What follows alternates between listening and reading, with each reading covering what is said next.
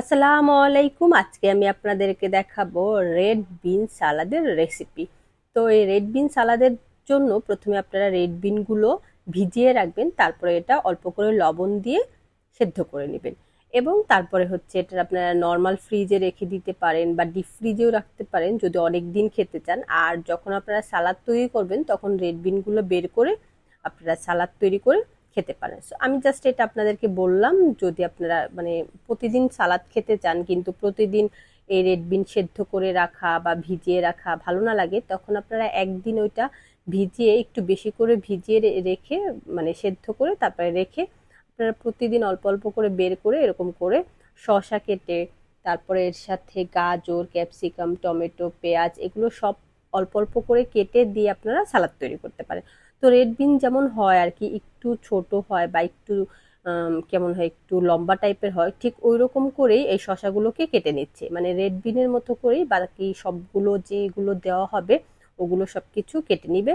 তাহলে হবে কি, দেখতেও সুন্দর লাগবে, খেতেও ভালো লাগবে। আপনারা যারা আমার অন্য সালাদের রেসিপিগুলো দেখেননি তারা কিন্তু অবশ্যই আমার অন্য অন্য সালাদের রেসিপিগুলো দেখবেন, তাহলে আপনারা এইগুলা সবকিছু কি সুন্দরভাবে কাটা হয় এই সবগুলোই শিখতে পারবেন এবং সব সালাদ তৈরি করা শেখা মানে আপনাদের একটা ধারণা আসবে যখন আপনারা আমার এই সব ভিডিওগুলো দেখবেন। তো এই তো শশাগুলো এখন ওইরকম খুব সুন্দর করে রেড বিনের মতো করে কেটে নিচ্ছে এবং তারপরে হচ্ছে এই যে ক্যাপসিকাম এটাও কেটে কেটে দিবে ওইরকম একটু ছোট ছোট করে একটু পাতলা পাতলা করেই কেটে নিবে। কারণ হচ্ছে বললাম যে সবগুলো কাট একরকম হতে হবে, তাহলে হবে কি দেখতেও সুন্দর লাগবে, খেতেও ভালো লাগবে। তো যাই হোক, এগুলো তো আমি বলেই দিয়েছি এবং আরেকটা ব্যাপার যেটা বলবো, যে আপনাদের কাছে এই ক্যাপসিকাম, গাজর, শসা এত কিছু না থাকে, টমেটো, তাহলে একটা দুইটা যেটা থাকে ওইটা দিয়েও আপনারা কিন্তু এরকম করে সালাদ তৈরি করে খেতে পারেন।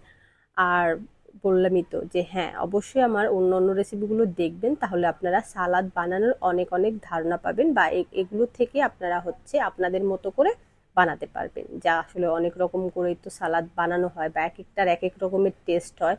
যেমন আমাদের বুফেতে 12 রকমের সালাদ দেওয়া হয়, এটা 12টার 12 রকমের টেস্ট, কিন্তু ইনগ্রেডিয়েন্টসগুলো কিন্তু কিছুটা মিল আছে একটার সাথে আর একটা, বা আহ, অল্প কিছু আছে যে মিল নেই, কিন্তু তারপরেও টেস্ট কিন্তু ভিন্ন রকমের হয় অল্প বেশি কম দেওয়াতে বা দুই একটা ইনগ্রেডিয়েন্টস আলাদা আলাদা হওয়াতে। তো এই তো এই জন্য কাঠগুলো অন্যরকম করে কাটে। তো এখানে প্রথমে দিয়েছে টমেটো সস, তারপরে দেওয়া হবে চিলি সস, দুইটা সসই দেওয়া হবে। তো টমেটো সস, চিলি সস দিয়ে তারপরে হচ্ছে এখানে দেওয়া হবে মাস্টার্ড পেস্ট। এটা কিন্তু একটু মানে এই মাস্টার্ড মাস্টার্ড পেস্টটা হচ্ছে একটু ঝাঁঝালো, মানে টেস্ট একটু ঝাঁঝালো টাইপের হয়। তারপরে দিয়েছি অল্প করে চিনি, খুবই সামান্য চিনি দেয়, এটা টেস্টটা আরও বাড়িয়ে দেয়, পরিমাণ মতো লবণ, তারপরে কালো গোলমরিচের গুঁড়া এবং এখন দিয়েছে লেবুর রস।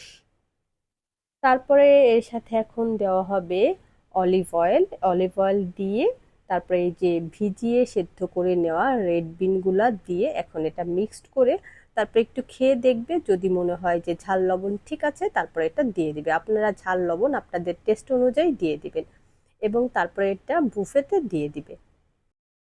তো এই তো এটা হচ্ছে মিক্সড করা শেষ, এখন এটা সুন্দর করে সাজিয়ে বুফেতে দিয়ে দিয়েছে। দেখতেই পাচ্ছেন যে ওইখানে লাইটিং অনেক ভালো, তো এর জন্য দেখতে এখন কত সুন্দর লাগছে। আর এই যে সাইডে এই এই গার্নিশ গুলোর জন্য, ডেকোরেশন গুলোর জন্য এটা আরো বেশি অ্যাট্রাকটিভ লাগছে। তো আপনারা যদি এই গার্নিশের ভিডিও দেখতে চান এটাও কিন্তু আমার চ্যানেলে পেয়ে যাবেন।